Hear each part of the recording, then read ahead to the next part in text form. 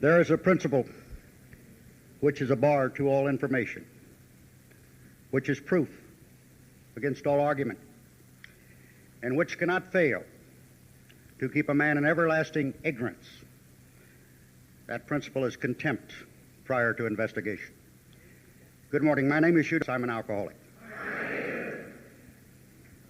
Now, there's a few things I'd like to say before I start talking this morning. I would certainly like to thank the committee and all responsible for inviting us down here. We have certainly enjoyed this roundup. I know that their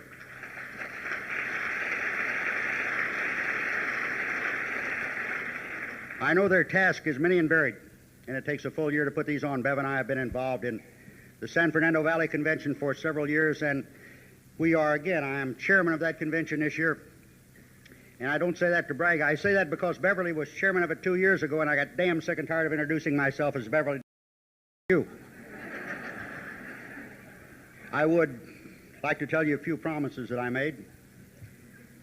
I promised the committee that I would not sum up the other speakers' talks. I promised Dave that I would not make any jokes about Texas, although I do believe that is historical fact.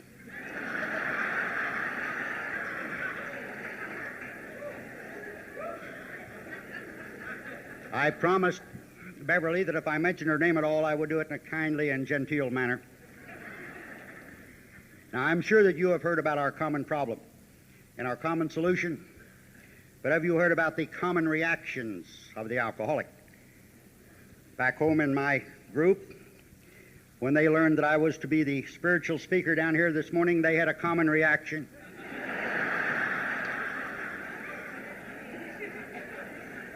The common reaction was, oh my God. And I have promised myself that I would get even with them as soon as possible. And I would certainly like to welcome the newcomers who stood here in this meeting this morning. You are part of a group that has astounded science for some years. This is the largest group of people anywhere in the world who have found a way to go from adolescence to senility without ever bothering to pass through maturity.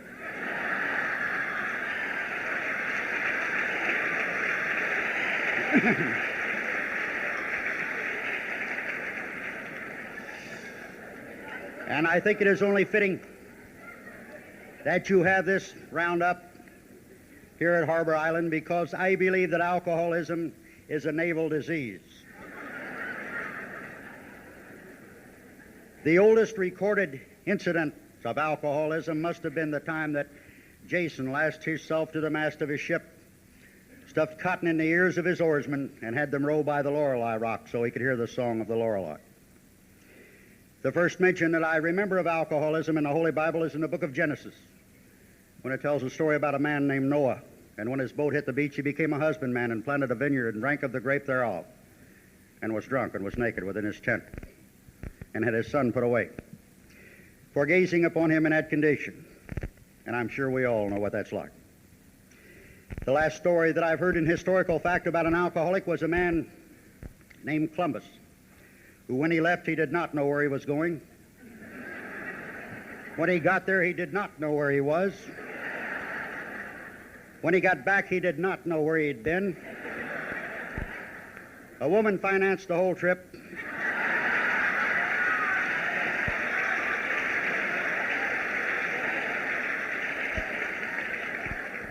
And she was married to another guy.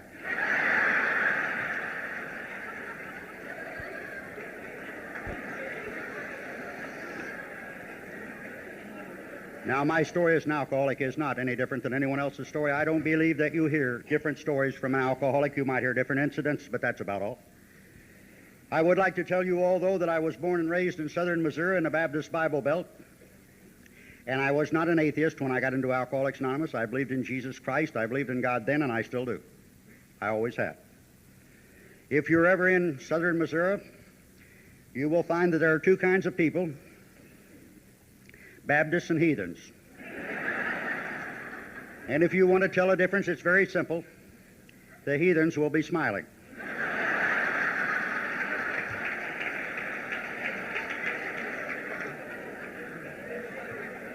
And I am convinced that the Baptist Church knows about God. However, I am not convinced that God knows about the Baptist Church. Now, there was only one other incidence of alcoholism in my family. That was my father, who in 1933 died in an insane asylum in southern Missouri of acute and chronic alcoholism, for which at that time there was absolutely no known treatment of any kind. And he went through the gates of insanity or death. There was a lot of other people in my family. I had 3 sisters and 2 brothers. One of my brothers went up in the desert back of Lancaster in 1955 and took a .45 and blew his brains out. Another sister didn't like lightning and thunder, so she came to California and lightning and thundered, and she ended up in Camarillo. Another sister of mine decided one day to kill herself, so she stuck her head in the oven and turned on the stove, and a few minutes later she realized she had an electric stove. So it must be obvious that there's a lot more nuts on my family tree than there is lumber in it. And I do not remember to this day my first drink. I have not forgotten, incidentally, my last drunk. But I took that first drink back there somewhere, and I enjoyed it, apparently. Kept it up for quite a while. In 1942, I made a mistake. I volunteered for the Navy. I have never since volunteered for anything in or out of AA. So if you want anything out of me, you're going to have to ask for it maybe 2 or 3 times. In 1942, I got married for the first time. I was 17, she was 22. She could buy booze and I couldn't. If you got to get married, that's as good a reason as I've ever come up with. In 1945, on March the 2nd, I was discharged from the Naval Hospital here in San Diego. At 10 o'clock in the morning, and a psychiatrist who let me out of the lock ward said that if I were you, I don't think I'd ever drink. And my first thought was, if I was you, I wouldn't either. And he'd made some remark about my war record, and I told him, you told me how to kill, and he said, no, not like that, we didn't. And that afternoon, I came to in a naval brig in San Diego, and there was a Lieutenant J.G. standing over me, and he was pointing one finger at me, and it's pointing 3 at himself, and it didn't seem to bother him too much. And he said, if I have 2.5 more years on my enlistment, and I intend to spend them here in San Diego County, and if I ever see or hear of you being back here again, I will personally see that you end up in a prison at Type 11 North. And with that, he turned around to a chief he had with him. He said, I want you to take this man down, put him on a train, make damn sure he's on it when it leaves. And with that, he walked away. I did not come back to San Diego for 2.5 years. I want to tell you right now, I got on that train, rode it to L.A., transferred trains, rode that one to Amarillo, Texas. It wasn't going fast enough, so I got off and hitchhiked home. And when I got home, I was not. Got home.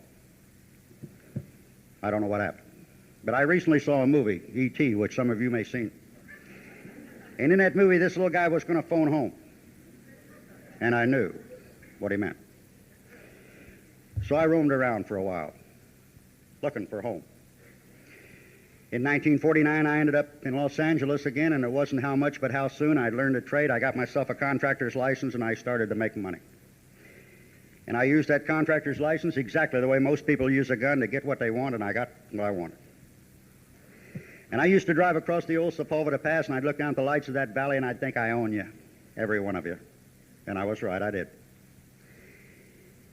Now, I don't know what happened. In 1955, I must have crossed that magic line, that invisible line of alcoholism from comfortable drinking to uncomfortable drinking. Because up to that time, I liked bright lights and blonde-haired women and Saturday night and New Year's Eve and piano bars and nylon hose. And if you didn't, incidentally, I think you missed a hell of a lot in your drinking. But in 1955, it seemed like while my life was still going the same direction, it had simply turned around and was going backwards. And I don't know if you've noticed it or not, but in recovering from alcoholism, one of the words that you must fully comprehend is the word backward.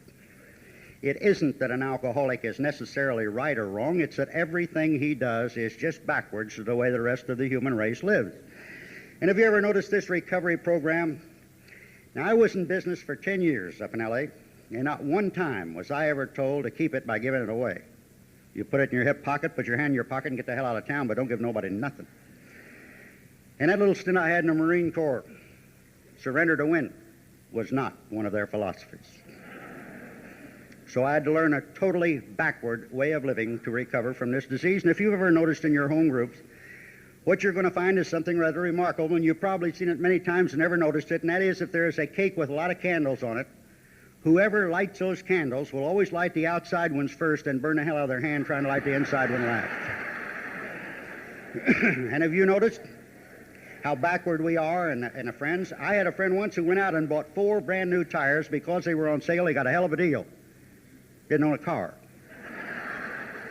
So what we do is not necessarily right or wrong. It is the order in which we do it. And Alcoholics Anonymous has a little cliche for this, which says first things first. Now, a friend of mine in 1955 told me that I was an alcoholic. And I looked at him and said, there's absolutely no way a man like me can be an alcoholic. No way. I have got an airplane over to Van Nuys Airport, a boat at home in a garage, a yellow convertible, a family, 2 or 3 girlfriends. I make $100,000 a year, working a lot of people, and there's no way a man like that can be an alcoholic, and I was right about that too. Because in 1959 I had no boat, no airplanes, no men working for me, no girlfriends, no yellow convertible, no nothing, and I was living in a cardboard box behind a signboard on the corner of Bel Air and Victory in North Hollywood.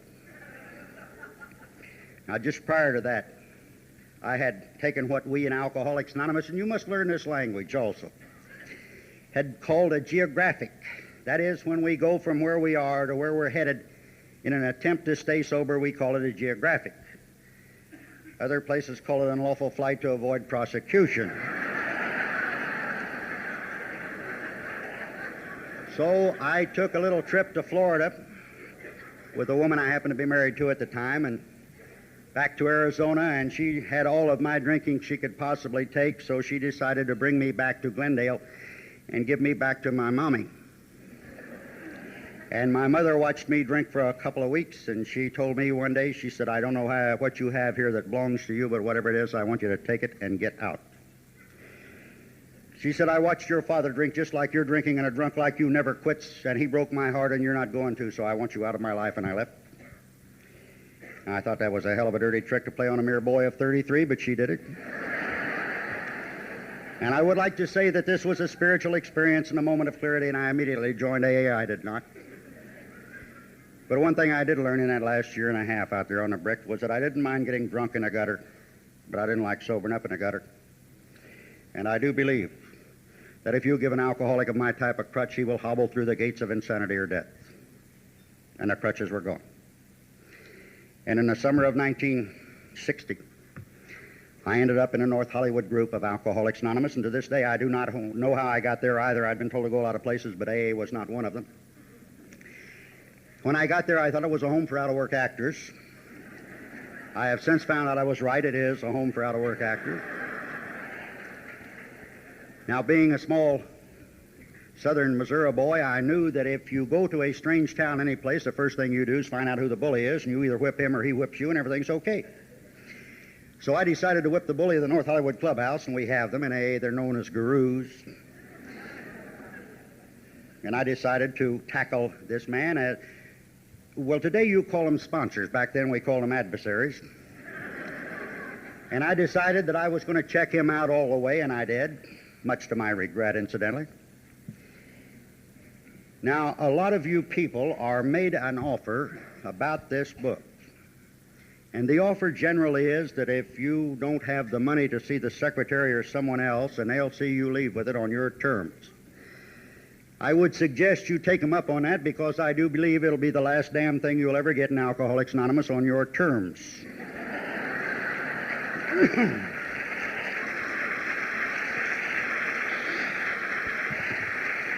Now, unfortunately, that offer was not made to me. In fact, what this man told me, he said, I've heard a little of your story, and I think you're a thief. And he said, I want you to buy this book, and I want to see the receipt, and if I see you with the book without a receipt, I'm going to call law and have you arrested. And I thought he would, so I bought the book, showed him the receipt, and started to read it. And I read this book exactly the way you'd read a law book, looking for the loopholes, and there's a lot of loopholes in it. You must be very careful of them loopholes, because they have a bad habit of closing up just before your head clears them. And you're left hanging out to dry. But you know, the last time I had it checked, and I want to tell you all, it's been a good long time ago, I had an IQ of 160. And that's the genius level, and I read this book, and you know I could not understand one damn thing in it. It is probably the most archaic, poorly written piece of literature ever foisted on the American public. There is no centerfold and no pictures, no diagrams. At the very best, it is a textbook. At the very worst, I don't know what it is. Not being able to understand it, I made the tragic mistake of going to this man and asking him if he would mind explaining to me what was in the book. And he said no, he would not. Now, this man died here recently. I think he died on his terms, not God's. And he made a condition on everything he did. And one of the conditions he made with me was that if I told him what was on the first page of this book, he would tell me what was on all the rest of the pages.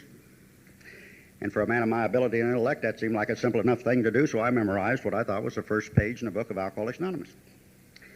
And I thought it was a page that said, we of Alcoholics Anonymous are more than 100 men and women who have recovered from a seemingly hopeless state of mind and body. And I memorized that page word for word, comma for comma, just exactly like it was written. I went up to him a couple of weeks later and repeated it, and he looked at me and he said, no, that's not it. I said, yes, it is. He said, no, it is not. I went home and read it, and it was, and I went back and told him so, and he said, that, my friend, is not the first page in the book of Alcoholics Anonymous. And I memorized every page in this book from there forward. And the table of contents, some of them gave me a real fright, but I got them down. And I memorized those, and it took me 3 months, and every time I'd go to him, he'd shake his head, no, that's not it, and I'd memorize another page.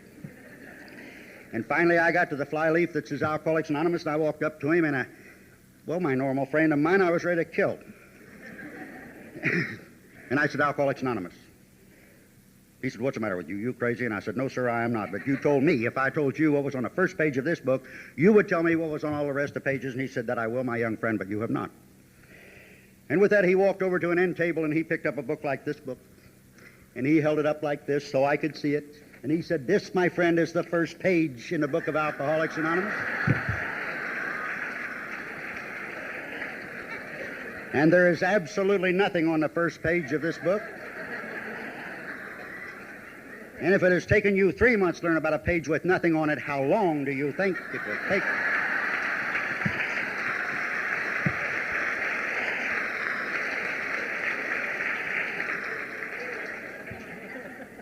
In those days, that page was white, incidentally, and he said something to me I have not forgotten. He said, that's the last time the white should ever bother you. From now on, just read the black. It'll make more sense. But without knowing what I was doing, I had made one tremendous mistake in memorizing part of this book. When you memorize this book, or anything else, you limit your understanding to your own intelligence and intellect. And without knowing what I was doing, that's what I had done. And I later memorized other parts. And I got to the point to where I could quote it, page, tell you chapter, verse, what it meant, how it should have been written, and anything else that the founders forgot to do.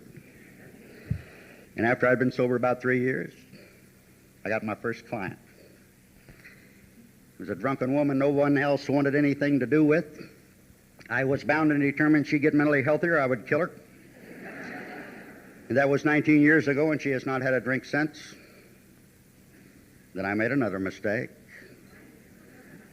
I took the credit for her sobriety.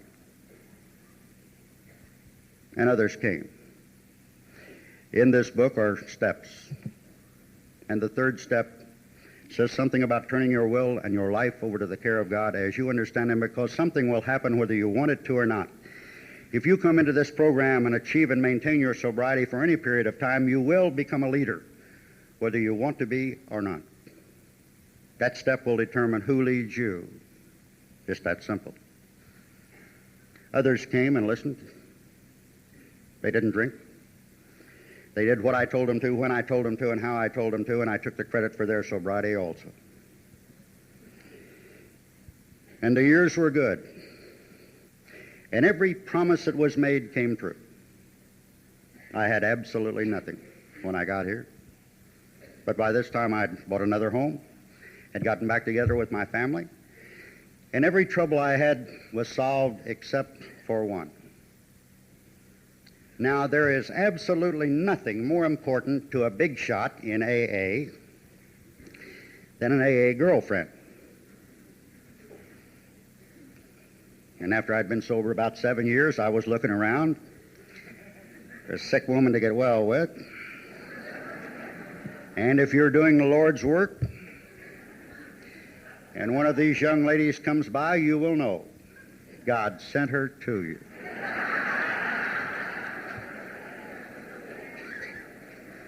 I'd like to have a buck for every time I've heard that one.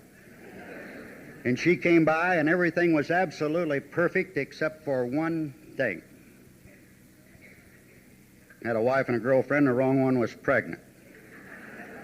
Now, it must be obvious to the newest member in this group here this morning that I was not practicing these principles in all of my affairs. And I begin to learn that the steps that led up to this podium this morning can lead down, depending on how you are looking. And without knowing what I was doing, I was walking backwards through the steps of Alcoholics Anonymous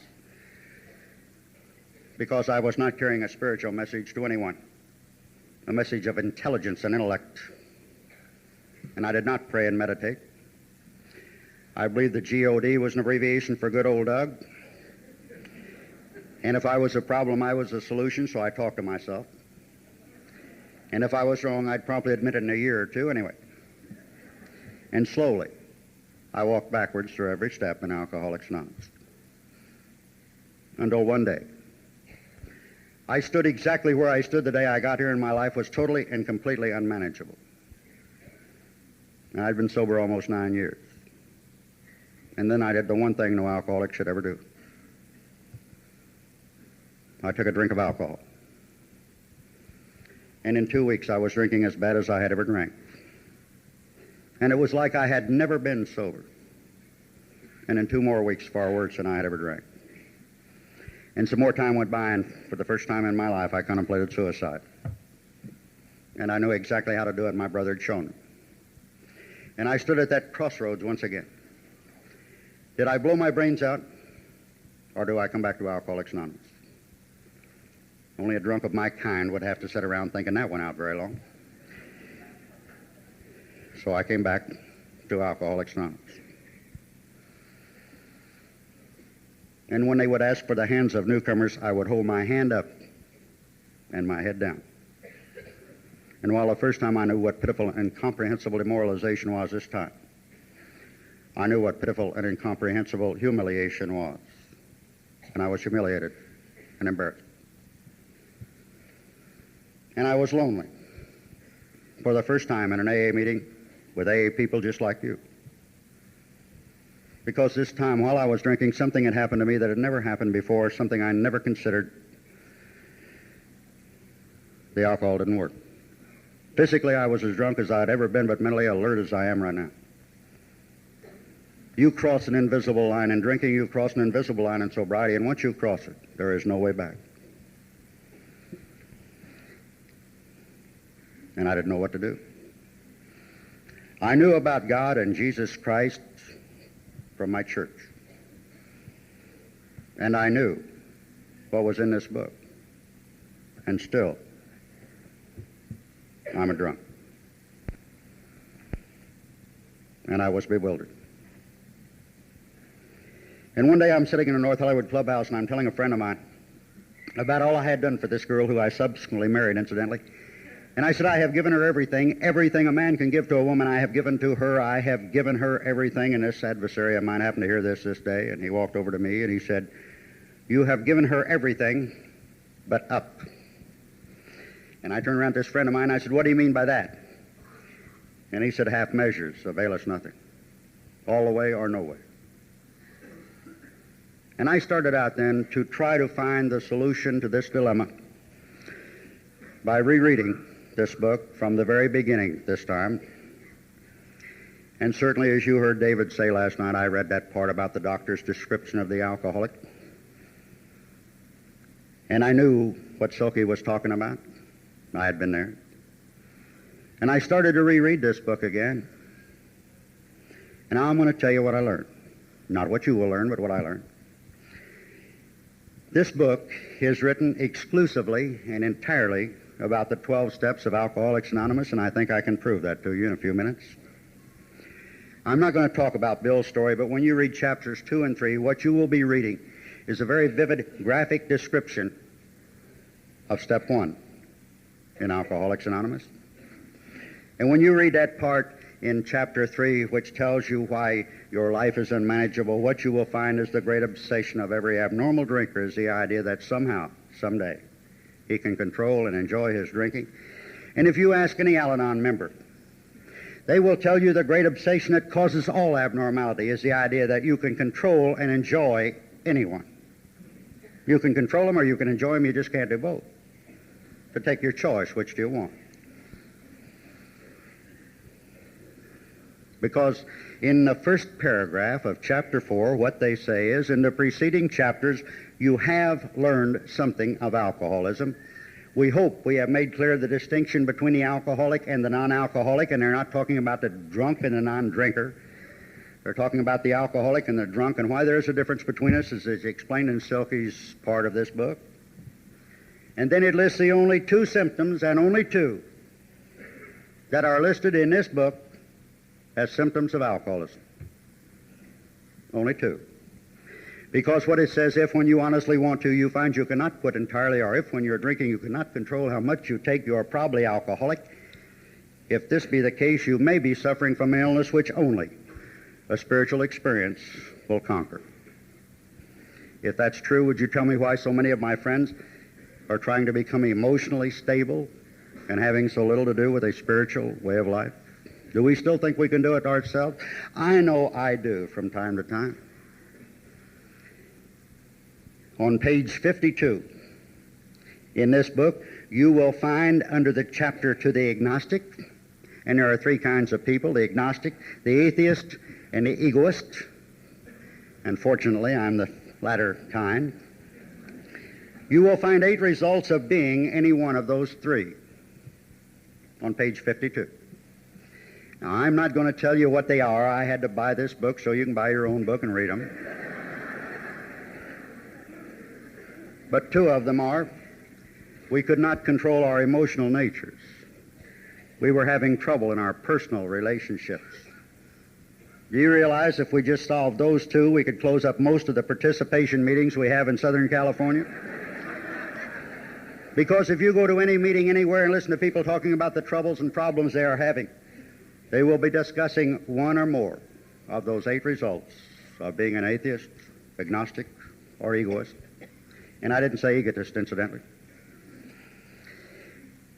When you open that book to chapter 5, you will find that it says how it works. Chapter 5. In reading that at every meeting, we sometimes lose the meaning of what we have heard. Because regardless of what I say, regardless of what your sponsor says, regardless of what your maiden Aunt Hattie may say, there is one path, and only one.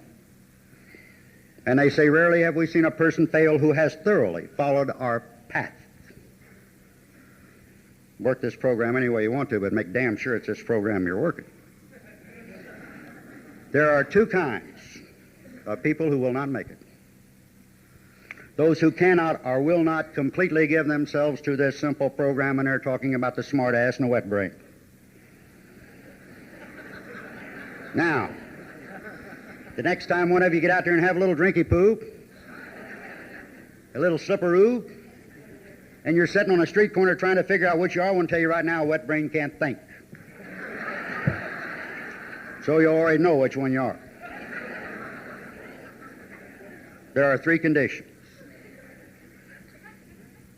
The most misquoted statement I have ever heard out of this book is the one that says, if you want what we have.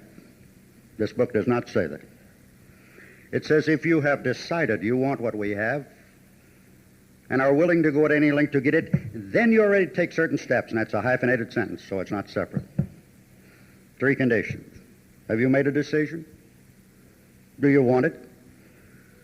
Are you willing to go to any length to get it? If so, then, and only then are you ready to take these steps, and if not, they will not work. And you will see many people with a lot of white chips on their key ring who have not made that decision, who don't want it, and who's not willing to go to any length to get it, and don't get it. That's simple. Because AA does not work. And nowhere in this book does it say it does. It says you work. It doesn't say it does. How it works. In working with others, you'll find a very simple statement.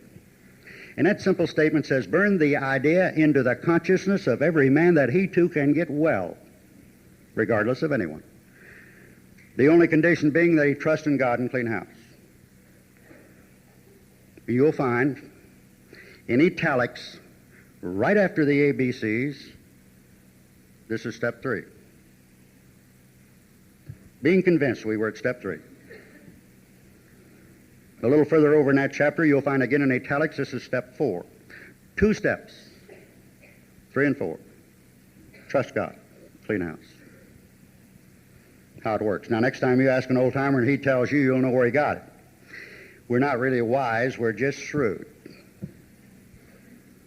When you read the next chapter, and it is titled Into Action, not Into Thinking, you will find every step, 5, 6, 7, 8, 9, 10, and 11, all italicized in that one chapter. So you'll have absolutely no trouble finding them if you want to know the obstacles you must overcome. And on the second page of that chapter, it gives you 2 damn good reasons why you shouldn't think. I'm not going to tell you what they are either. You can read your own book. At the very bottom of that chapter, it says, we will now devote the next chapter entirely to the 12th step, working with others, and they do. And for a long time, I thought that was all there was to it. For a long time, I did not read those steps as they were written, even though Blake had told me to so many years before. That first step does not say one word about admitting you're an alcoholic. It says admit you are powerless over alcohol. I had told many people when I was drinking I was an alcoholic. It was later that I told someone I was powerless over alcohol. There is a difference. Have you ever read the second step? The second step in this book says we came to believe that a power greater than ourselves could restore us to sanity. You know what? I would have fought with anyone in this room a few years ago that step says we came to believe in God. It says we came to believe that. And it does not say one word about God, even though God is mentioned many times in chapter 4. And I will tell you newcomers the awesome power you possess. And you possess it. Do you know, if you believe anyone can help you, they can help you. Do you remember when Christ had cured a woman of her illness, and she was going to kiss the hem of his garment, and he said, no, you don't need to do that. It isn't necessary. Your faith has made you whole. The awesome power of every newcomer that came into this organization was that he believed someone could help him, and they did, as Dr. Bob believed Bill Wilson could help him, and he did. It doesn't depend on wisdom or intelligence or intellect, but on your awesome power to believe in someone else. And in our awesome power to be of maximum service to our fellow man and to God. And as Christ had said so many years before, when they asked him what the most important of the commandments was, he said to love your God with all your heart and all your soul, and to love your fellow man as you love yourself. And do you know the ultimate in Alcoholics Anonymous is to be of maximum service to God and your fellow man? Now, I don't want to say anything that might bother David because he's Jewish, but I would like to tell each one of you that Christ was not a Christian. And in case you have any doubts about heaven, I want to tell you I don't believe it's a democracy. And I am convinced that God is not up for re-election. So I don't believe your opinion of him will change destiny one little bit, but it may change yours. It won't change God's. Now, for a long time, I never read past that part. For a long time. This time I did. I read to the wives. You fellas don't have a wife? You don't even want one, huh? Got news for you. You're probably going to get one. And if you're fortunate, she'll be in AA, and if you're not, she'll be in Al-Anon.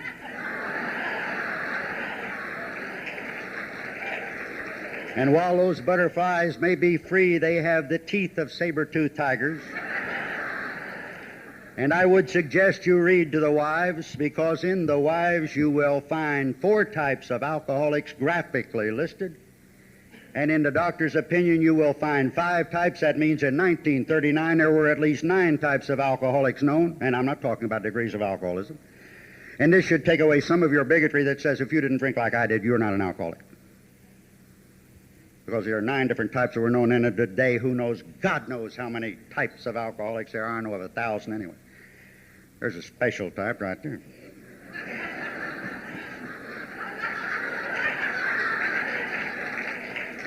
I don't know why I keep doing that. What about the family afterward? I got a family. I got 3 daughters. We get along remarkably well. There again, I would rather raise saber-toothed tigers than daughters, but I got them. But if I had not have read that chapter, I would not have known it's all right to dress well. And I will tell you all right now that you people down here dress remarkably well. I was highly impressed by the way you're dressed today and the way you were dressed last night. And I think that is a hell of a mark. You have shown every newcomer what the big book is like and what the results of it can be. That you don't need to look like a bum anymore. It's okay. And that's exactly what they tell you in that one chapter to the family afterward.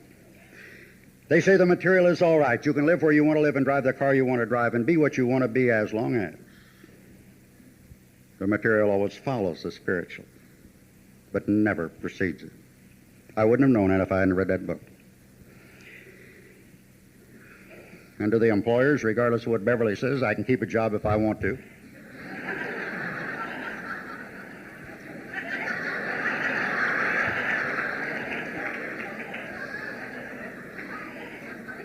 You might ask yourself, why should I bother reading those? I'm going to tell you why. Back in chapter 2, you will see one sentence in there, one statement, that says we feel that elimination of our drinking is but a beginning. A more important demonstration of our principles lies before us in our respective homes, occupations, and affairs. To the wives, the family afterward, and to the employers. And for a long time, even then, I never bothered reading A Vision for You. I read that last part that we hear, but I didn't understand it. In the very beginning of that, they tell each one of us that a lot of us had a lot of fun. We enjoyed the conviviality and the friendship of a bar, but those days were gone.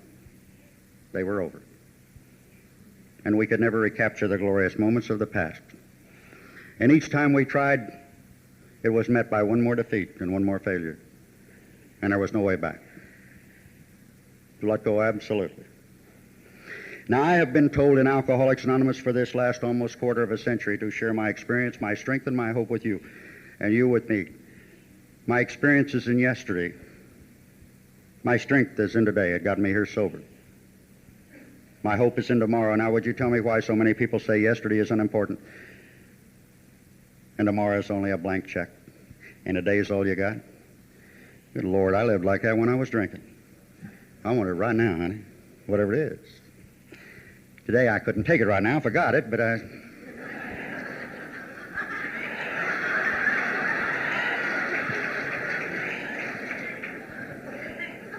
This is one of her last times to ever set up here, you know that?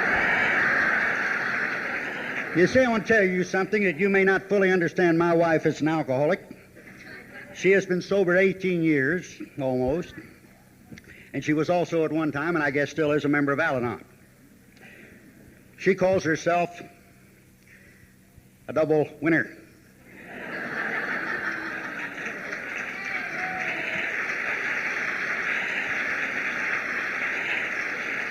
My comment is she's a 2-time loser.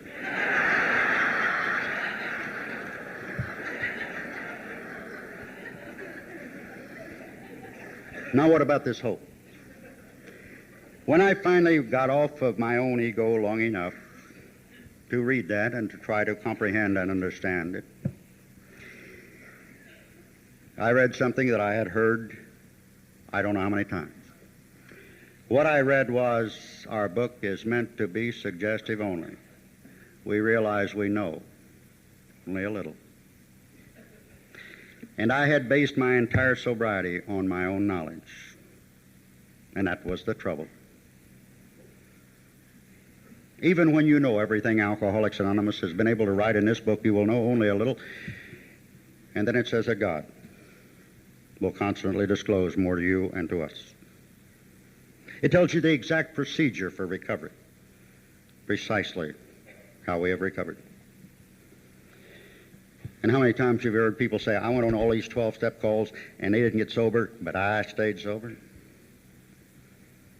Make sure that your relationship with Him is right. And great events will come to pass for you and countless others. The 5 conditions we all have to fulfill is to abandon ourselves to God as we understand God. Admit our faults to Him and to our fellows. Not the results of those faults, but the faults themselves that cause these results to be inevitable time after time after time. Clear away the wreckage of your past. Give freely of what you find here. Had I given freely of what I found here when I took the credit for their sobrieties? No. And the most difficult of all is to join us. Why is that so difficult? We're the same people you drank with in bars. What's so different now? Now, for a long time, I puzzled over words in Alcoholics Anonymous, and they're extremely important. And these are not words that make up chapters or books, but words that make up a sentence, and usually those words are single. And the changes we make are not always so vast, but usually so simple that we can never conceive of them. It is not getting all you want. It's wanting all you've got. It isn't getting away with it. It's getting away from it. And yet to make that one word change, we have had to change our lives entirely, except for one thing that happened to me a long time ago that gave me a clue into what this thing really is. Now, when I reread this book, I got to that part that talked about the 3rd step, and it says to go to someone and talk to them about what your spiritual endeavors in AA is going to be. I don't know when they wrote that part, because I sure as hell don't remember reading it the first time around, but this time I decided to follow directions. And I knew a little Unitarian minister that was up in Santa Paula, and I decided to go up and tell him what my spiritual endeavors in AA was going to be. And they had moved him to Monterey, so I went on up to Monterey fully expecting him to be waiting for me. And when I got up there, fortunately, he was not busy, and for 3 hours we talked, or at least I did, about what my spiritual endeavors in Alcoholics Anonymous were going to be. When I got all finished talking, he looked over at me and he said, you know, if God had wanted you to be Jesus Christ, He'd have made you Jesus Christ. He said, I have read the Holy Bible from cover to cover 3 different times without stopping in chapter and verse. I don't know how many times. You're the only man I ever talked to that made it sound like a dirty book. And he said, if you got up in my church and gave your sermon, my congregation get up and walk out, and collections up here haven't been any good as it is, and we can't afford you. And then he said to me, but if I got up in your church and gave my sermon, your congregation would walk out. We have been remarkably unsuccessful in our churches with you alcoholics. So he said, I'll tell you what you do. You go back down south and you tell them your story, and I'll stay up here and tell them mine. Maybe between the 2 of us we can scare the hell out of all of them. And coming back that day, I got down around Cambria, and it suddenly occurred to me what perfection is. When you are being what God meant for you to be, you are perfect in God's eyes, even though you will never be perfect in mine or me and yours. Never happened. I don't care what you were. It was not what you want to be. You'd be an engineer, and all of a sudden you're in labor. Although I never met too many of them in a bar. Recovery is being what the divine creator of all things created you to be, so you can do whatever it is He wants you to do. And there is something He wants you to accomplish, or you would not be here or anywhere else. And for a long time I had trouble with these words like spiritual. Didn't know exactly what they meant. Now, I knew what a moment of clarity was. I'm not going to talk about this wife. I'm going to talk about another wife. I had taken her to a movie one night.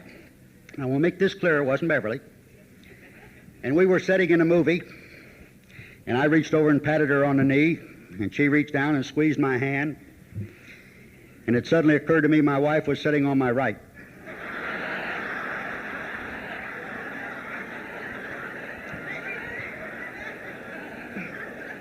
Now, I knew what a moment of clarity was. I went back to that theater several times trying to re-experience that. It only happened once. But this spiritual thing, I had difficulty in that. When Bev and I were going together, and we've been married for about 12 years now, at least she has, we decided to come to a parting of the ways because I was coming back and she wasn't sure where she was going.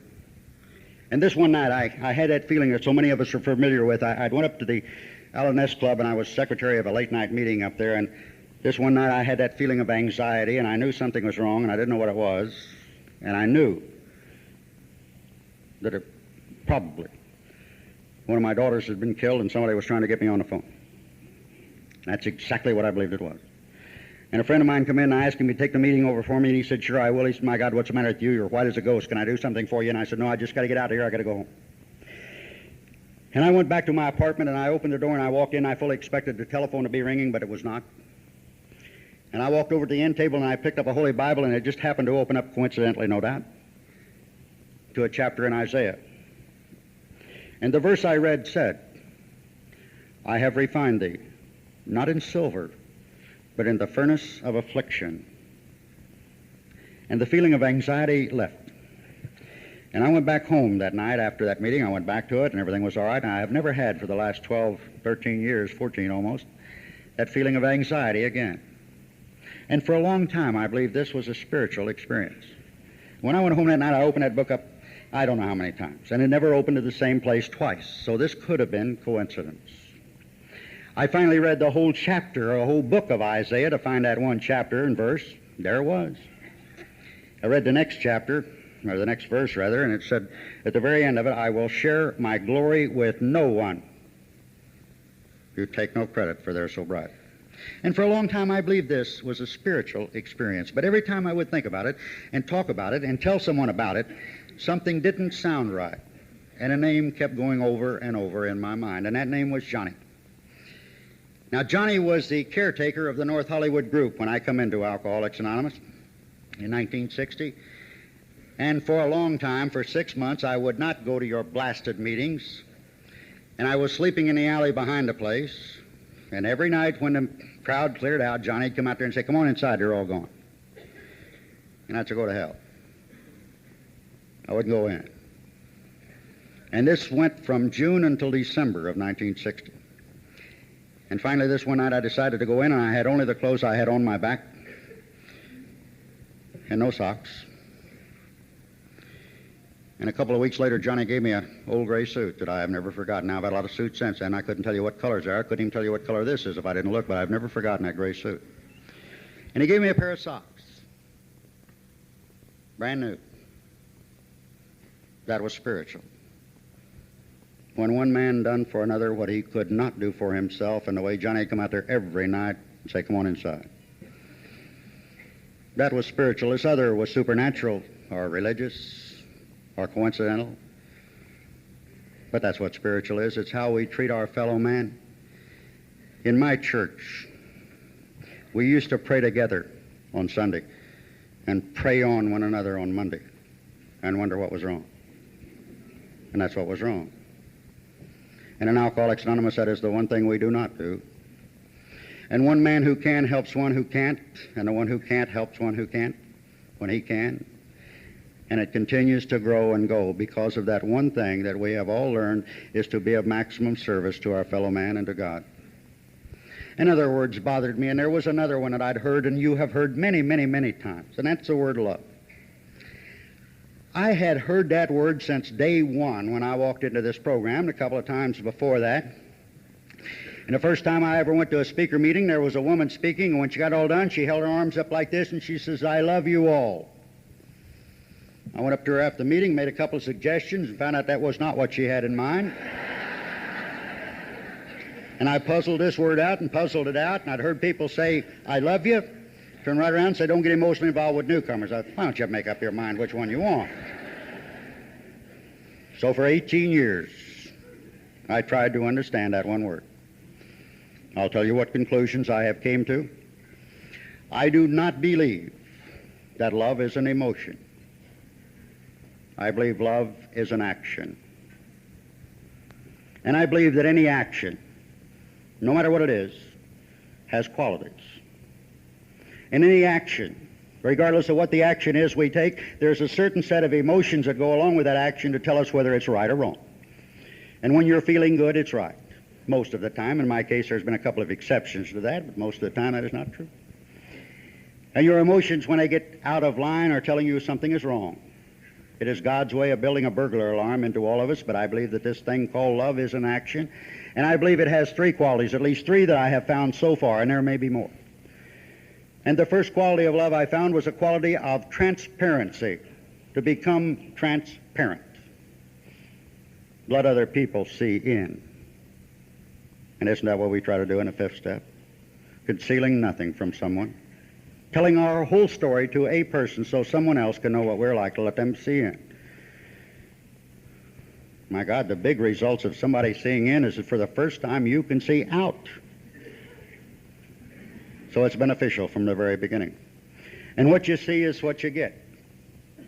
So I've had to make no extraneous demands on myself because I made no foolish promises to Beverly 12 years ago.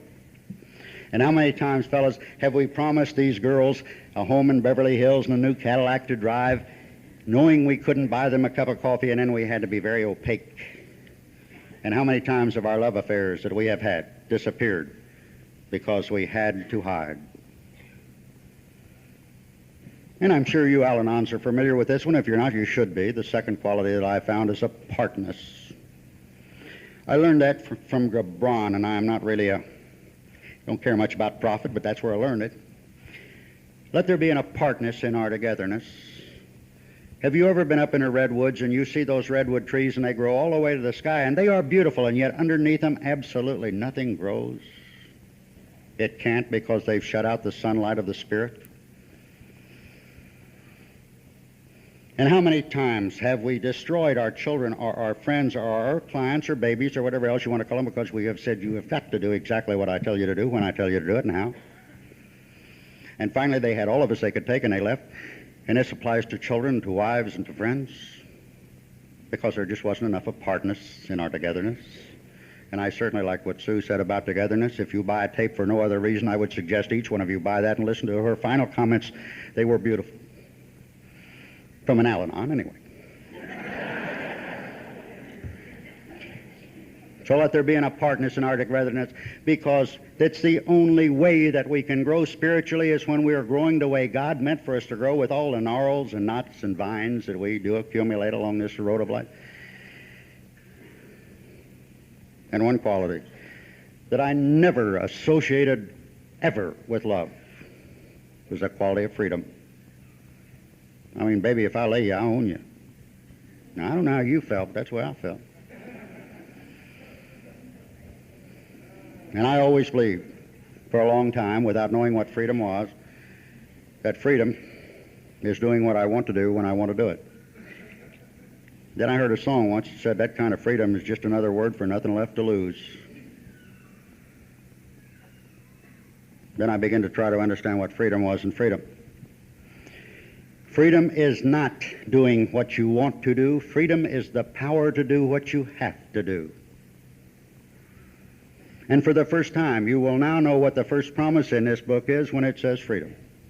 Freedom from the bondage of self, perhaps for the first time in many, many years. And you can be free with instead of free from, no matter who she is or who he is. And that freedom is the kind of freedom that wants and allows other people to get close enough to see what you're really like and the way these things work.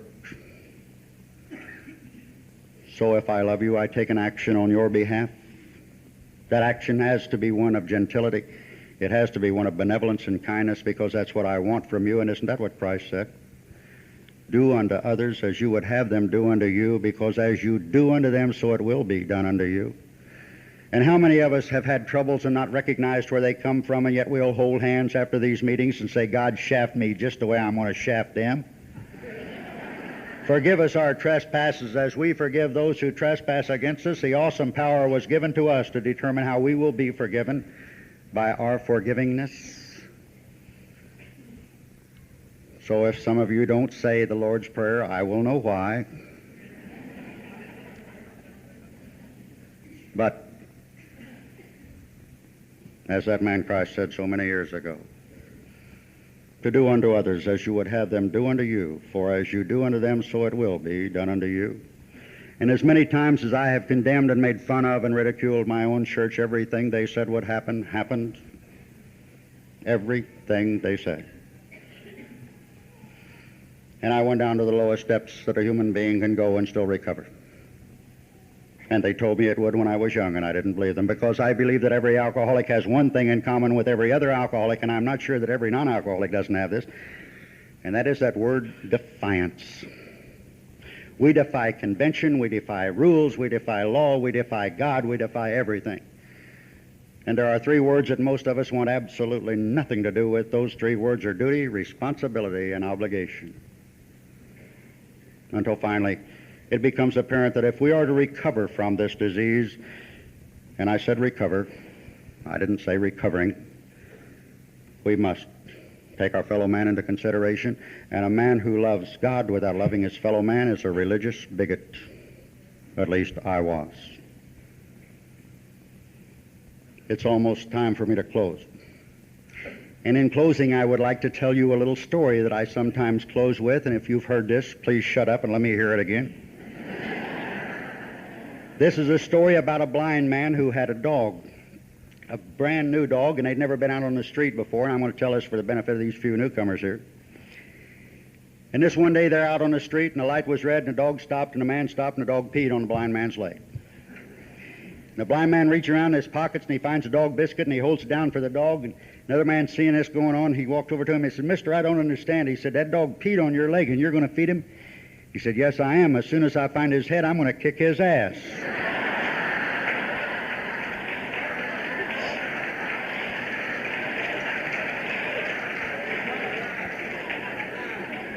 I say that for the benefit of you newcomers. If nobody's kicked your ass, perhaps they haven't found your head yet. Thank you all very much.